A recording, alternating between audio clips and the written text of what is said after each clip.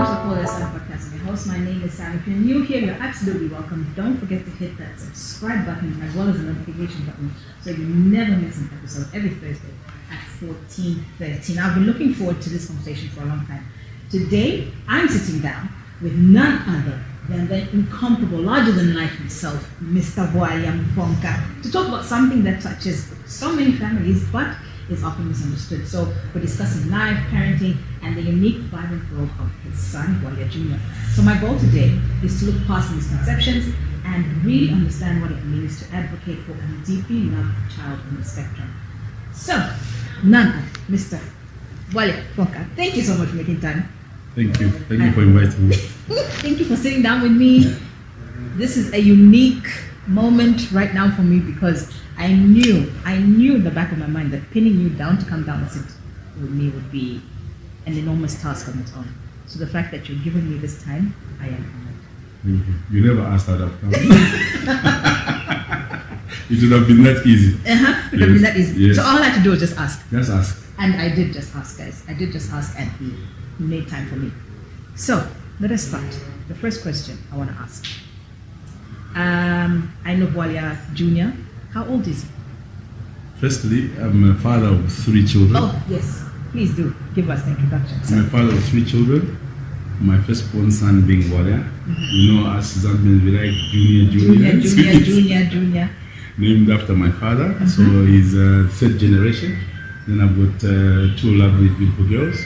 Jean-Marie, she's going to be 17 this year on the 24th of August. Then I've got Michelle. She's going to be 11 on the 1st of October. So Bwalya is 25. Okay. He's a big man now. Oh, wow. Wow. So 3 children.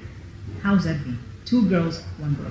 I know a lot of people say girls are the rambunctious ones. They're the ones who are just all over their dad. And then the boys are a bit more like, chill, like, okay, dad. If you had heard what I said, Bwalya is 25. The sister is 16. So that gap should tell you a very big story. Wow. Yes. But they're close.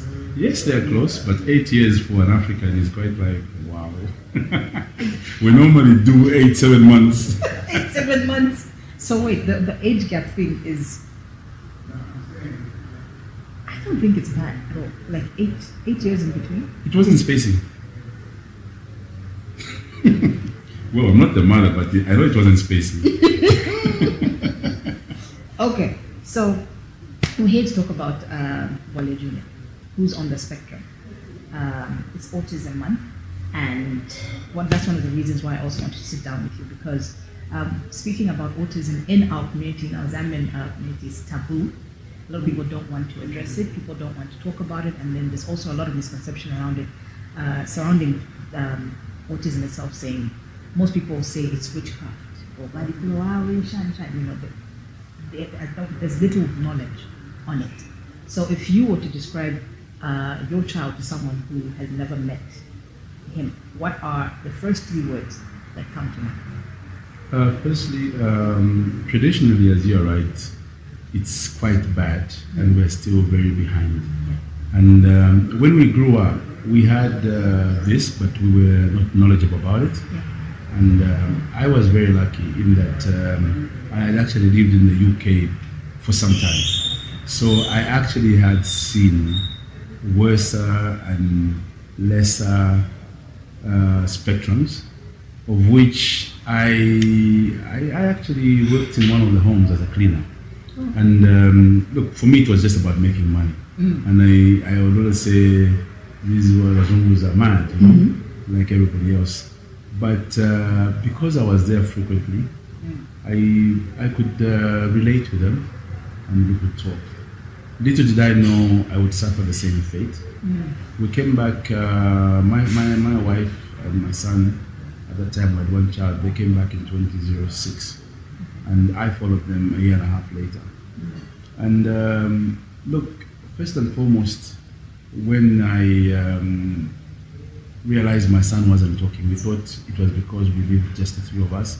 And you know, when you live in Europe, you have to work extremely hard. Yes. So at times you don't even have the time to actually interact with your child. So we thought he was just late. I have a younger brother who actually spoke at the age of 6, 7. So we just thought, look, this runs in the family. Yeah. so he will talk. But I will say something which I don't think I've ever said it out. But I think it's important today that I mention it because I want to tell people and educate people so that they understand and they can have some sort of sympathy and understanding of what this is. This autism, mental health is new to us. We actually just thought people pretended and it can't happen and oh, he's mad and whatever. But as time has gone on and as development has gone on, a lot of parents have started coming out. Yes, some are ashamed, and it's not easy. It's an emotional thing for both parents. And I would say when we found out, it was very hard for both of us. Yeah. But something happened to my son, which was very traumatizing. My son went to be with my mother in Ndola, my late mother. And when they realized that he couldn't talk, they actually asked one of, the community women about what the situation was. And they said, no, he had some problem with his glands, and which were tightening, like being tongue-tied. Oh, okay. And I remember that day was the worst day of my life. When my mother and my late uncle took my son to this lady, and they mutilated my son and cut parts of his glands in the tongue to say we are lessening the tongue tie. Yeah. And I remember my son cried, and he had blood all over his mouth, and my son was so traumatized. My wife was also traumatized when she saw him because they had done it in a compound away from where my parents lived. Yeah. And when my wife came back, she was really annoyed with me, and we exchanged a lot of words. Yeah. But I, being who I am, had to stay strong so that I don't break the bond between my mother and my wife and my son. And I remember I used very strong language to my wife, who I knew that on a later date I would actually apologize and she'd be able to know. But I made the transition between my wife and my mother not to lose that. That didn't work because we later found out that it was not about my son being tongue-tied, that he didn't speak. So that was one of the worst times of my life where you see your own child bleeding from the mouth. Not because of an accident, but because somebody had mutilated him, which was quite traumatic. And I was very far away in England, and that time we never had what you call WhatsApp or Instagram. So they had just taken normal pictures, and those were sent to me in a negative. So it was really, really, really bad. How did you navigate that, being so far away from him? Well, as I said, I had to be strong. I had to be both modern and cultural. I had a fight with my wife over the phone where I had said some unprintable words because I wanted to protect both. Because if I had supported my wife, I would have lost my mother. If I had supported my mother, I would have lost my wife and child. So I had to be in the middle, but very strong. I did not show my displeasure to my mother because as Zambians, we are taught to respect our mothers. My mother is the one who born me, and she looked after me, so she can never do anything back. In that sense, even if I had known more in terms of modern life, it was a taboo for me to go and speak to, especially an uncle and my mother. And they told me, look, he's going to be okay, and he's going to be fine now, he's going to be talking, don't worry. And they said today, he even said a few words and stuff. But I knew that was the primitive way of doing things. My mother was not primitive, but she was a cultural person who actually understood what she was doing. How old was he when this happened? He was 4 years old. 4 years old, so it was so bad. Imagine this boy coming from England and happening to see a grandmother, and the first thing is somebody takes a razor blade, and puts it in his mouth and cuts him all over. He immediately wanted to leave, and he didn't want anything to do with my mom. It took some time for him to actually come around. Yes. That sounds like a lot. Every child has a spark or a unique way of seeing the world? What is PJ's? Well, Bwalya is a happy person. To draw you backwards, so my son comes to Zambia, that happens, we find him in school. He goes to Lecce. Okay? Lecce is like one of the elite schools in Kitwe. And they had never seen anything like that. Okay? So the kids in the school were surprised. But you know, kids being kids, they were curious. Yes. Why this person doesn't talk. Yes. And why this person just says a few words. Yes. But he befriended some of his friends, and they liked him for who he was, but he had an assistant in the classroom. Okay. Now, at that time, that was 2008, 2009. Lecce were failing to actually come to us and tell us that they could no longer take our son. Yeah. Because remember, autism was not as it is Yeah, now. now, yeah. There was no awareness, and people were hiding children in the homes. People were doing so many things about this. Yes, some others said it was witchcraft.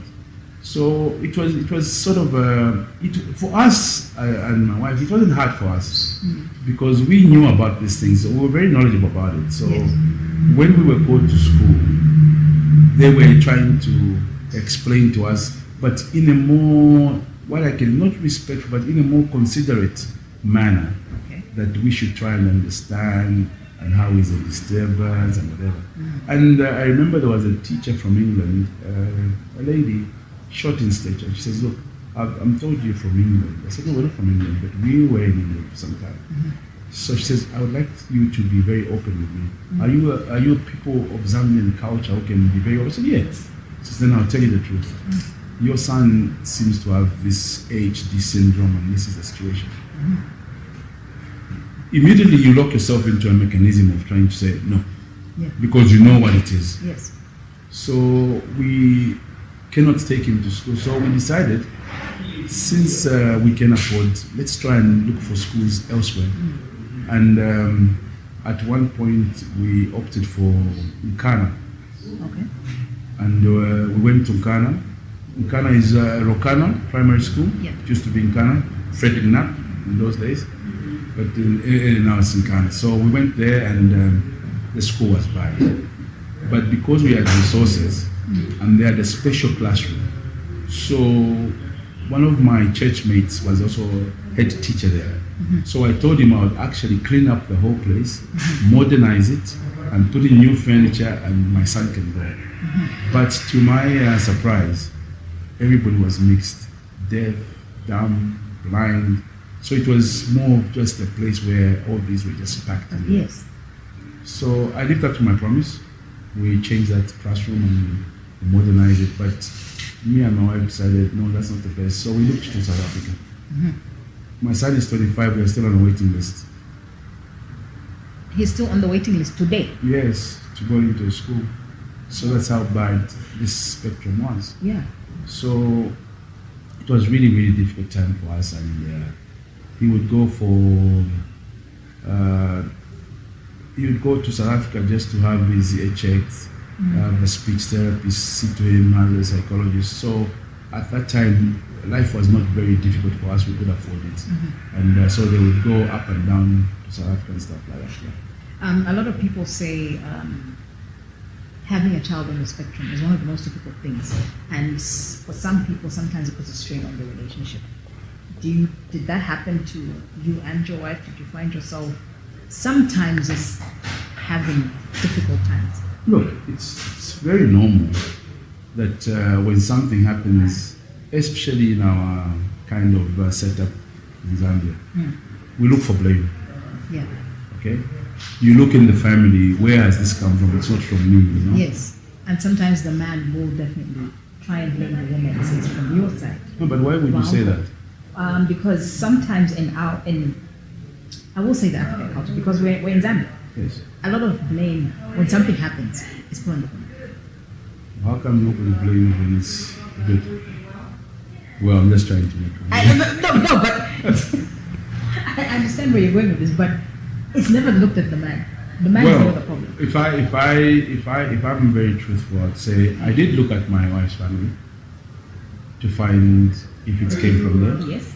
But I looked at it to the point of saying, who in their life has it? And it was not on a blame game. I also looked at my situation, my family, and said where it came from. But that was just like innuendo of just me thinking silently and thinking maybe my son. But we actually thought we'd take just one pill, which my son would drink, and he'll be okay. Yeah. Yeah. So imagine we had traveled South Africa so many times, and we couldn't get a diagnosis.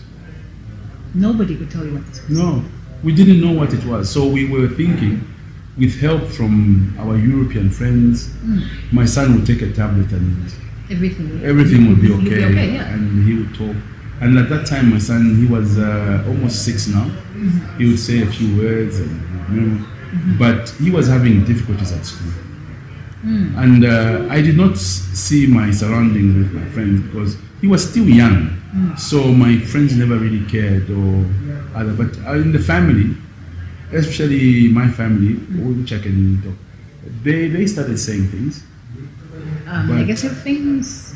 Well, they were not negative, but they started mentioning what it was. Okay, and they said, no, we should try and seek divine intervention and stuff like that. So we were told of this man who was a teacher at Bwalya. He had come from the University of Zambia. And we went to see him one day, and he says, I want you to give me your son for a few hours. And look, when you have a situation like that, you believe anything. Yeah. And you accept anything. Yeah, because you want answers. You want answers. So this man took my son. We left my son about 8:30, 9 o'clock. And he called us about 12. Said, no, I'm still with him. We're still enjoying ourselves. And this was at Bwalya Primary School. Remember, we're also old-fashioned, so we didn't care about leaving our son with a stranger. Yes, with a stranger, yes. Yeah, so abuse is only now that we are learning about it. So we left our son there, and we came back at 16 hours. This guy was bubbling, my son was smiling. And he says, oh, I know what's wrong with your son. Your son is he's autistic. He's very intelligent. And for the first time, the word autistic was new to me. And he suffers from ADHD. And we went to look for the words. Yeah. And like, okay, this guy looks too raw to diagnose our son. Yeah. Okay? But remember, when you got this thing around you, you believe anything. And we told ourselves, okay, so that's what he suffers from. So we again went to South Africa, and they asked us what our son suffered from. And we told them and said, how did you know? Because he's on a mouth and whatever speech. How did you know? And we remember, so that university guy, we thought was just a psychologist. Yes. Actually told us the truth. So he figured it out. Yes. He had some kind of training with some NGOs. Whether he had guessed it, but he had guessed right. Yeah. And up to now, I still appreciate him. I don't know where he is. I'd really love to thank him. And we took it up from there. And we came back. And I remember it was sometime like now, in April, when lecturer told us they could not take our son back for the next term because they thought he would be disrupting class. And they wouldn't want another person as an assistant who took him to school. So that was really hard on us as well. I can imagine, because now he doesn't have a place at school. No school's taking him. What was going through your mind? Because I'd come from abroad, I just thought we're gonna go abroad. I was lucky in that I was of that age where I would say I'll make it happen for him, no matter what. Yeah. So at what point in your journey as a parent did you realize your experience of parenthood was going to be different? And how did you process that change? So again, I'll tell you, I was still thinking with medication my son will be fine. Okay? So when it was time to now find him a school, the lady from Lecce came back to me and said, there's going to be a conference for autism and autistic children in Toronto. And I remember going home very excited to try and break the news. And my wife said, we need a visa. I said, yeah, we can get a visa, there's no problem. And as you know, Canada at that time, you had to apply visas in South Africa. There's no immigration here. We applied for a visa, and we were very happy. And 2 weeks later, our passports were returned with denied. So close. Yes. So we had paid for this conference, which was supposed to be like 8 weeks.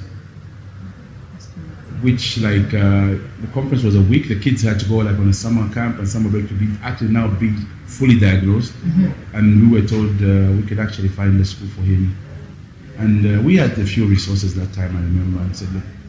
So me being who I am, I never say never. I never agree with somebody.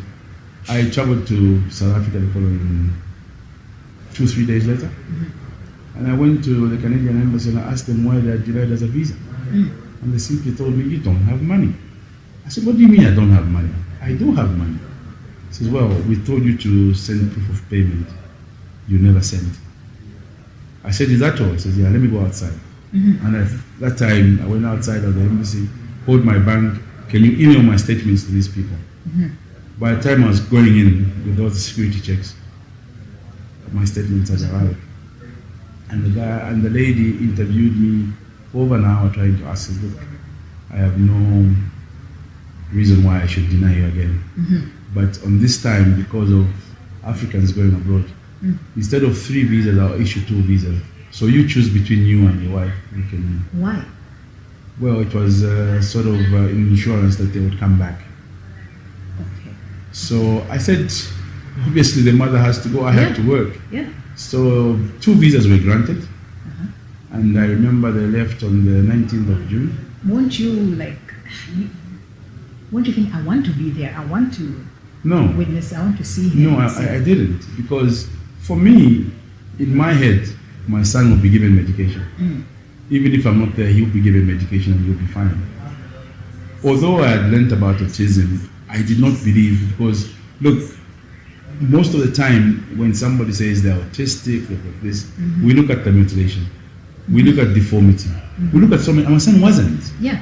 And when you look at him today and you sit with him, if you're not careful, speak to him, you say he's just a gentleman who's just quiet and doesn't want to talk. Yeah.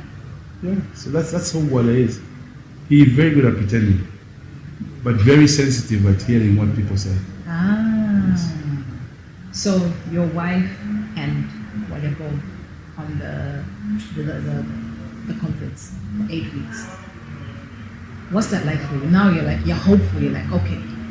I am hopeful in that, again, medication, maybe to take 6 months for his medication to kick in, he'll be fine. Yeah. So they go there, within 3 weeks he's diagnosed. And they tell us, look, we have schools here. Oh, really? So which means you have to stay there. Yes. We never even thought about splitting the family. But we had a very supportive mother, my late mother. And you asked about the strain on the marriage. My mother was our counselor. She spoke to us. She spoke to my wife. And she says, I'm a woman. The father died when I was young. I chose my children. Choose yours as well. If this man will not support you, I'll be there. But I know my son will support you. Oh, I love your mother, May she rest in peace. Thank you. Very supportive. Yes. Because you will not hear, there are very few stories that you'll hear of mother-in-laws being supportive to their daughter-in-laws. And she told my wife to become deaf and blind and only think about her son. And for our own son, she would take care. And that's how that split was a bit easier on us. And I remember I promised her that I would join them in 6 months when my son had started school. So he started the school. Or it's easier now. You guys, he's in an environment that is supported. My son went through what you call life skills. Okay.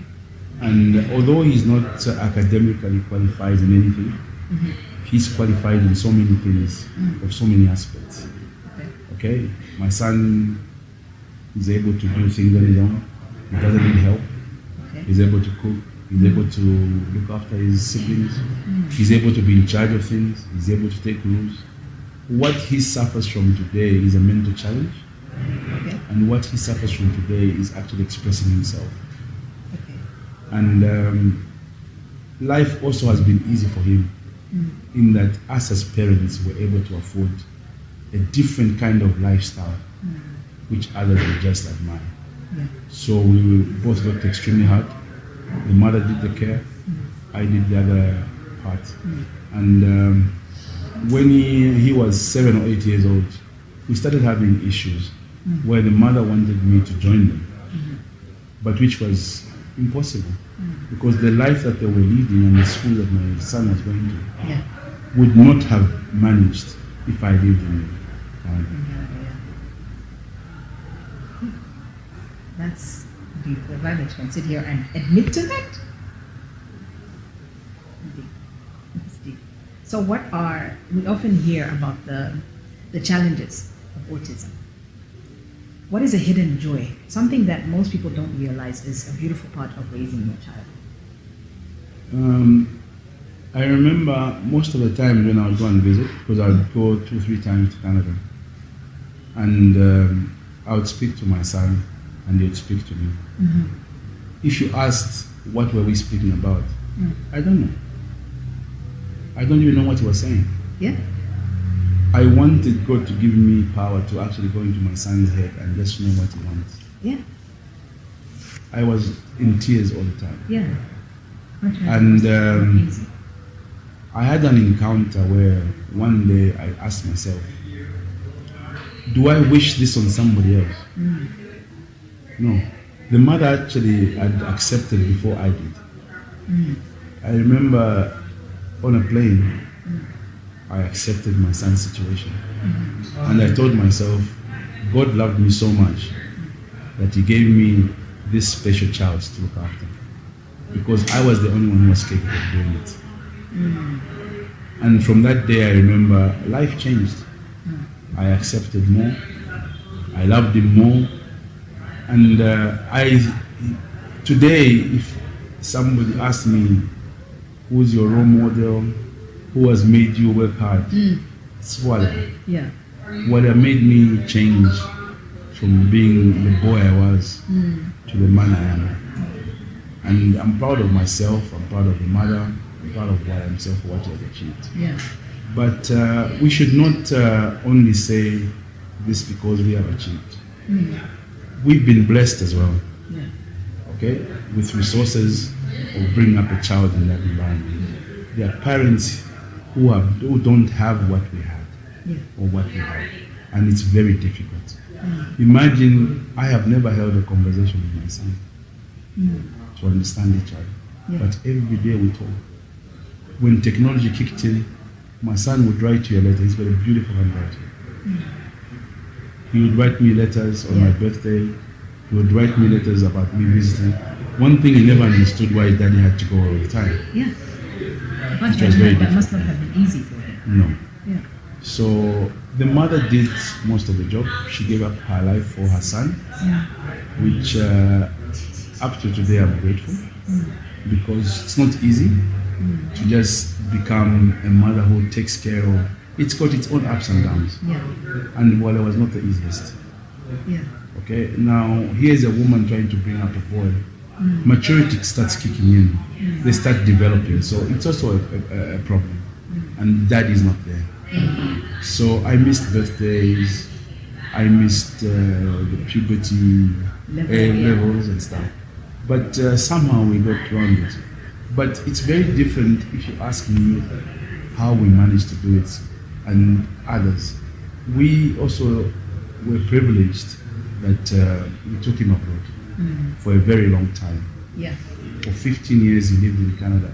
He became a different person. Society there accepts people like him. Yeah. So he's a person who actually thrived.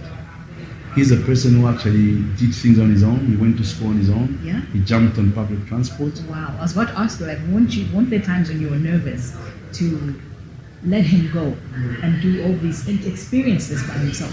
Because of society where he had lived, and the school and the classroom and the friends that he had made, we were not worried. It was normal because society accepted them. You know, they were, I remember, if you've seen children abroad wear tags, some wear leashes, and everybody said, hey, but why do you treat children like dogs and stuff like that? But it's important. So Bwalya wears a tag because he's got a memory which, although he's 25, I hope he doesn't listen to this, he's actually not his age. Okay. So he's able to forget, very forgetful, Yes. but also remembers a lot of dates and keeps memories, and he records almost everything that you say. So when you promise him something, you have to follow it. As compared to when you guys lived abroad, he's received this care, he's been in a supportive environment. Would you say it would have been the same if you guys had stayed here? No. I think one important thing that you need to understand, I think if my son had stayed here, I wouldn't have even had a marriage because of the pressure from friends, family, Society and just society itself. Yeah. But although most of my friends told me living apart was bad, for us it worked out perfectly well. And we brought up a good young man, well-mannered, very lovely to be around. He loves people. He loves a lot of my friends. Yeah. He loves Carlos, my friend. He loves Ali. He loves Uncle Ivy. He loves Uncle Mauro. More than he does love me at times. And at times I'm jealous. Of course. Yeah. Of course. How has your child changed the way you view the world, patience or success? I view the world like if I had, I would like to help. I help in a small way. And I look at people who don't have and are not in my situation. And I feel they are way off what they can. But my son taught me hard work. Because I knew if I failed him, it would be the end of it. Yeah. So he's the reason why I woke up every morning, every day, every sunshine to work. It's for him. I love that you say that, because a lot of people need to hear that. And a father who is present in his son's life and chooses to be in his son's life, regardless of him being on the spectrum, because let's just be honest, a lot of people would not, you know what I'm trying to say. They No, I wouldn't don't. have. No, yes, you do. No, I don't. Yes, you do. They wouldn't have been as present. Like I said before, they would have blamed the mother. Oh, this is your fault. I don't want anything to do with this. You deal with it. Look, let us not push away people who behave in that way. Because they don't understand it either, so we can't blame them, right? Again, our culture is also not kind. It's not. It's not. I know of people who have walked away, Yes? not physically, but emotionally. Yeah? And I was trying to draw you that I also had a similar problem. I was scared to have a second child. That's why there's an 8-year gap. So it was that fear. The fear was there. And I remember one time coming to me and telling me the reason why you don't have a child, you think is going to come out like one. How was that to hear? It was it was the truth. But obviously, being a man and a Zambian, being a man, I didn't agree. I just told her she was talking a lot of boo and whatever. And I rubbished it off. But it was true. I was scared. Yeah. But I didn't want to show fear. Yeah. So luckily, we were blessed with a baby girl, Jean-Marie, named after my late mother-in-law. She's special, but she also acts like she wants to be special. And she was born on the 24th of August, 2009. Wow. After Bwalya and the mother were there for almost 6-7 months. Mm. So Jean-Marie brought us a different kind of vision in the family. But I'll tell you the truth. I went to look for mistakes. I was very curious to know if Jean-Marie was going to be like that. Yeah. My children will see this podcast, but it's the truth. But it's the truth. And I think at times we protect people from the truth, which is wrong. I was scared. So from the moment she was born, were you looking, nitpicking, like, okay. Obviously, I didn't want to show the mother that. Because I think she was also on the lookout. Yeah. Looking at me. And when Jean-Marie started talking, Yeah. and it was different. And you were like, okay. And this was like a first child in the house. Yeah. But one thing that we did not do was forsake one. Bwalya was always this important person in our family. And the mother did a very good job in raising both girls. Michelle came later in 2015, on the 1st of October. And the mother taught them how to love the brother who had this situation. Yeah. So when you speak to my children and when they speak to Bwalya, they are also aware of Bwalya's situation. But they go all out on him and attack him. I was going to ask, like, what was their relationship like? And what they have a very good relationship, which was cultivated by their mother. Yeah. Obviously, I wasn't present every day. Not because I wanted to, but because I couldn't. At times, I had to work in Zambia, and they lived abroad for a very long time. So, on that aspect, it was done tremendously. Then, secondly, they went out at school and found children who were also in the same situation as my son. So it was very normal. Yeah, autism in Europe and America is something people don't even blink or blush. They accept as a child. Exactly. Yeah. So can you take us inside a moment that was particularly difficult and tell us how you and Bwalya navigated through it? Well, first and foremost was acceptance. When you accept, but this acceptance also has got stages. At times it's frustrating. Were you in denial? Oh, I'm a father, of course I was. Even up to today, I just believe I can walk back home and Bwalya is 100%. Yeah. It's normal. But I know what the truth is. And I know what to expect. And if you ask me today, would I change him for anybody? No. And if you ask me today, would you like, you call them, what do you call them? People are not autistic, what do you call them? I know the bad word that you use. Yes, tell me, what do you call them? Only these days you guys are busy saying challenge and not whatever. The R word. Yes. For us, our son is 100%. He's good. He's okay. He's stable. But I'm sure you've had, there was plenty of difficult moments that you experienced with him. The difficult moment when you can't actually, even today, I still have a time like, I want to, look, most of my friends have got adult children. My son is an adult. Yeah, he's 25. 25. And I want him to like, can I talk to him about something? Then you realize, oh, well, you have to have this kind of chat with him and stuff like that. Yeah. But he's some person you can explain and he understands. And he'll understand, yes. But he can't express himself. Oh, okay. The only thing I don't like about him is that his mom is boy. Way too much. He defends his mother and it's crazy. So how has your relationship with Bwalya evolved that you've both learned to communicate in your own unique ways? It's fantastic. But Bwalya is always a person who's rigid. With me, yes. Really? Bwalya supports his mother more than he supports his dad. Wow. So you have to be on the good side of his mother for you to be. So what is the one thing you wish the general public understood about autism that they really don't? Look, I might get it wrong, but it is something that I actually look at. When my friends had not seen my son, they always rebuked me about I wanted to be a playboy. That's why I lived alone.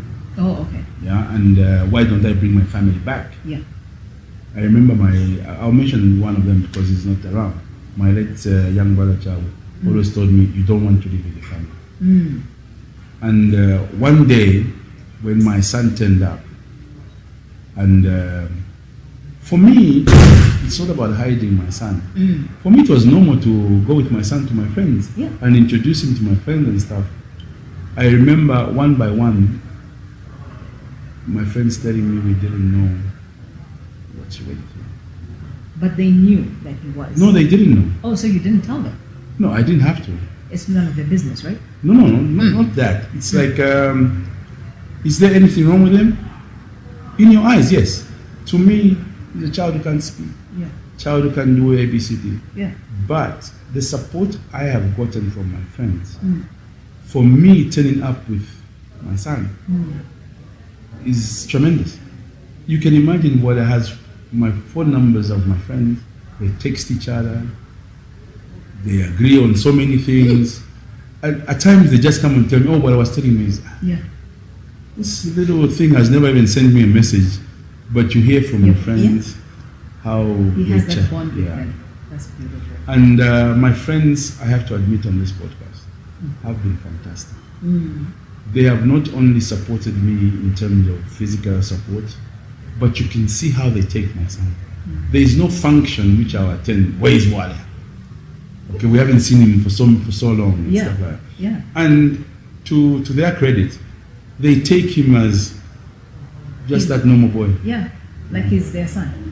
And that's fantastic for you, such a great support system that they look at him as he's our son. Yes. And he's okay. They don't treat him with kid gloves or treat him like he's different. I have fantastic friends, I must admit. Yeah. My friends are fantastic, and they've not only showed support now, but in a lot of things they have done. I think it's how we people in Kitwe integrate and behave, and our friendship. Our friendship is a bit deep. Yeah. Our friendship on the Copper Belt, or in Kitwe in particular, especially my friends, it's very deep. We're in each other's families, in a good way. Although, yes, we are not the best husbands, we are not the best of men, but we've done quite well in terms of looking after our families. We've done extremely well. Thank you for that. Thank you. For other parents who have just received a diagnosis or they're struggling, what is the one piece of advice you'd give them that isn't found in a handbook or they won't hear from anyone else? Acceptance. Accept what you have. What today people say challenge and not challenge and whatever, it's like I think in Africa we're getting it. So let me talk about Zambia. We're getting it a bit late, but we are on the right trajectory. But what you would say, my child is not like that. Every child has a disability. We are living in a society where children are smoking, children are drinking, children are abused, and there's so many things. And when you hear your friend's problem, that's when you realize, oh, I'm in a better situation. Yeah. For example, I don't worry about whether drinking. I don't worry about whether smoking. I don't worry about whether womanizing anything, because that's a plus for me. I hear about my friends who are complaining about their children and whatever, and I just say, yeah, I'm okay, But this is us as parents trying to compare our children. At times when exams come out, school, and you hear your friends bragging about what their children have done, it gets to me. Look, my son. Yeah. But it's something I smile about. It's and okay. Also, you're only human. Yeah, it's okay. Yeah. Me, the father, only reached grade 12. I must admit here, everybody thinks I'm this educated guy. I'm not.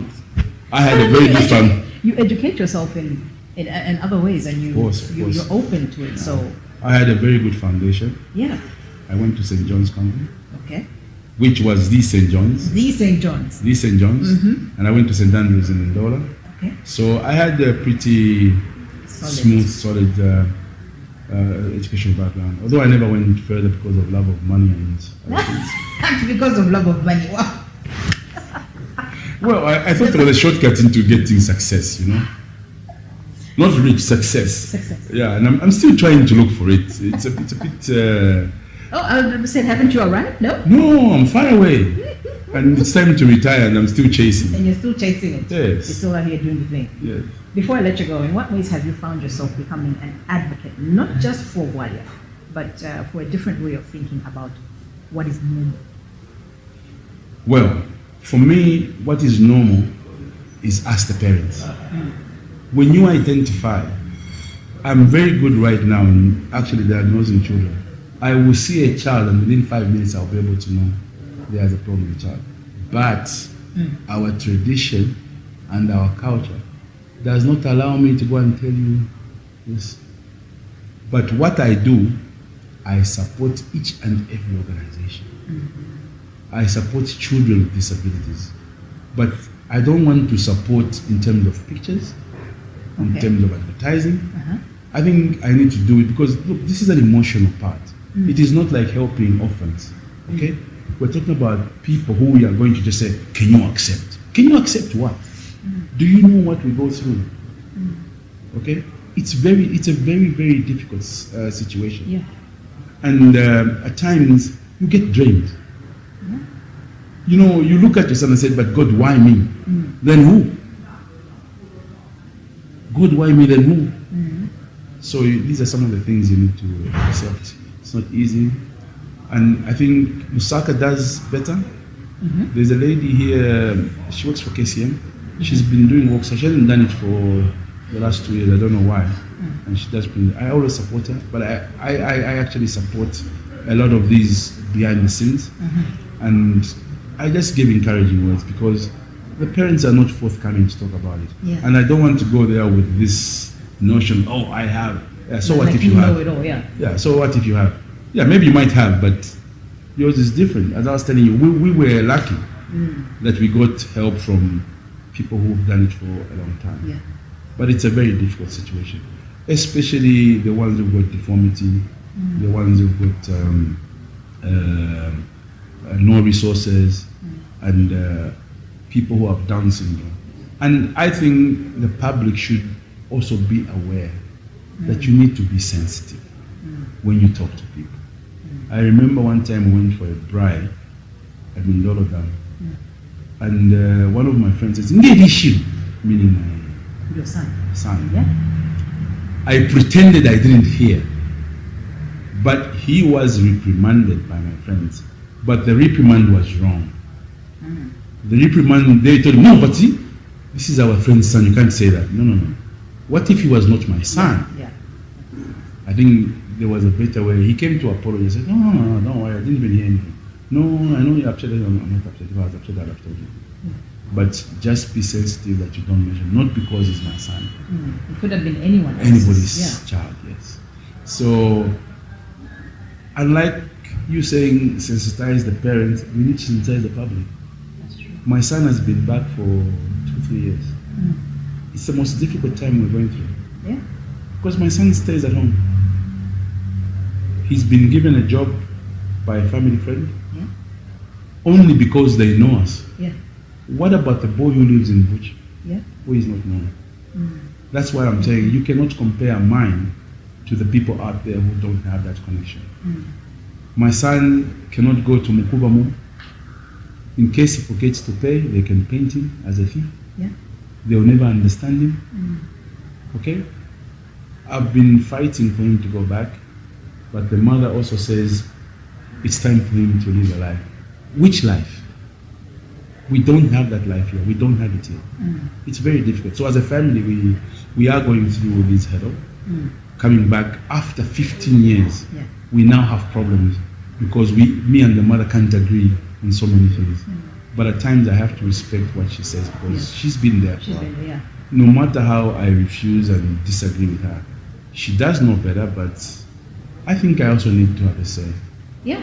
I mean, change the narrative. Thank you so much for agreeing to sit down and talk to me. This has been amazing, and thank you for being so open and honest and just real, because a lot of people need to hear this. And also, they need to understand from a parent's perspective what it's like having a child who is on the spectrum, like hearing from the horse's mouth itself. So thank you so much for coming through. I hope we can have a second part. Yes, thank you for actually giving me this opportunity. I also want to reach out to people. Yeah. It doesn't stop. What a situation in care will never stop. We'll never stop, yeah? What I get worried about, if I'm not there, then what happens? Will it be cared for the same way? Yeah. But I also want to thank you. I think for the first time, I've been very open about my son's situation. And I'm saying it with a smile. And not before I've been in tears. Yes. And I know my daughters, when they see this, they'll crucify me. But I hope they'll understand that I had to be very open, not for Bwalya, but for other parents as well. And I hope I can be an encouragement to others. I hope you can circulate this so that people can know that they're not alone. And I also will make an appeal. If there's anybody who has a child, whether a girl or a boy, and if there's anything that we can do to help, please let them feel free to contact me.